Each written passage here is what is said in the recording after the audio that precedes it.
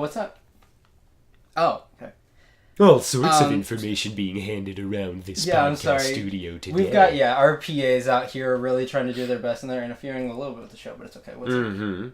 Okay, I'm being told by our staff. All right, we're being handed some bulletin of they're called color codes. Color codes. And apparently the only man who could read these died moments after you shared a Philly cheesesteak together. And interesting. In the memory of that you attained from him, can you recall what these are? Because the fate of all of the primary colors in the world depend on you. Ah, yes. I was confused about this memory before. The other day I did share a Philly cheesesteak with a man in an airport bathroom, and his short-term memory was him watching a private YouTube video about how to interpret color codes. It was privatized. Exactly, because it was sent to him and him alone. Oh. But of course, given his untimely demise, I now am in possession of the short-term memory to read these color codes. Do you think that you can figure out what these color codes mean? Because, as it said, correct me if I'm wrong, anybody, Jerry, if you got this. Yes. All of the primary colors in the world depend on this. All of the primary colors and the cones in people's eyes that see them. all of them depend on apparently whatever this is. Okay. Well, let me delve into my short-term memory banks and see if I can't work out what this thing says. Through some knowledge. Red. Oh, alright. Blue. And what else? Red. Blue. Green. Blue. Green. Red. I think that's all of it, Captain. Let me see. And was that it? Yes, we did beat Simon Says. Thank you so much. Exactly. The primary colors are now safe, as well as the Simon Says pride of your PAs. Thank you so much. You helped us out so much over there. You're very welcome. My condolences on the death of the Philly cheesesteak man. And the Philly cheesesteak, but I hope it was good. It was the worst sandwich I've ever eaten. Wasn't it? It was in an airport bathroom, you Captain too much of a taste for human that the Philly cheesesteak just couldn't live up. And in a rare ironic twist, I gained a short-term memory of the cow that was involved in the production of the steak. I want to know now. There's a thing running through my head. Obviously, there's this whole idea of Inception, and there's never enough time going back. Exactly. How far back has a memory taken you before? Have you had a memory of somebody that's doing something with someone else, having a memory, and like falling back like 5 memories? Has that ever happened for you? It's happened to me exactly once. All right. 12 years ago. Today?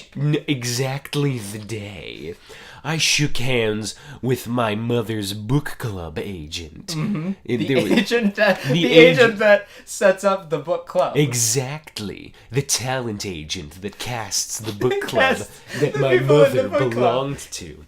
And as I was shaking hands with the man, the short-term memory that I received was him sitting alone in a jet box, remembering a time that he was remembering a time that he was remembering a time that he wondered why people started drinking goat's milk.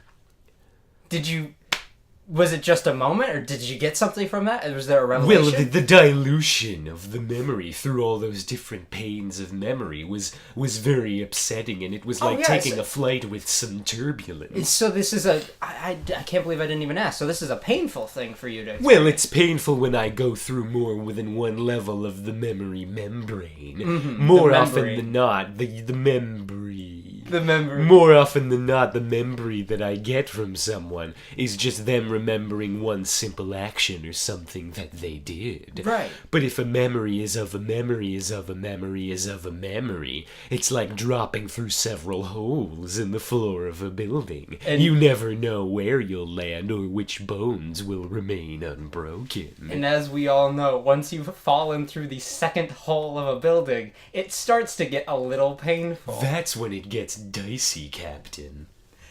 I have just the weirdest follow-up question.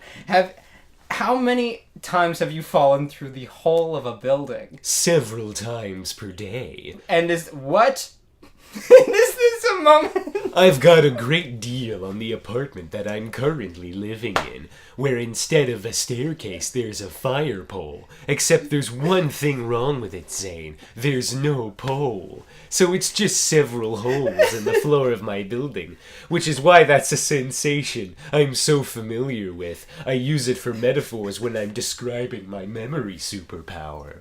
Does this power give you something so that you survive this fall, or is there something at the bottom of the holes? You're absolutely correct, because the first time I ever fell through these holes to get to the bottom floor of my building, I gained a short-term memory of the ground in front of me after sharing some casual months with the ground before jumping into the holes. Of course. And I had a memory of the ground's insecurity about not keeping up with its high school bandmates. And so on the way down from the floor, I shouted several obscenities, mocking the ground for not keeping in touch with Larry the trombonist, for example. Wow. And the ground was so shamed that it didn't break my bones when I landed. Wow, you were comforted by guilt. The guilt of the floor, and he was so caught up in his own insecurities, it didn't hurt when I landed on the floor.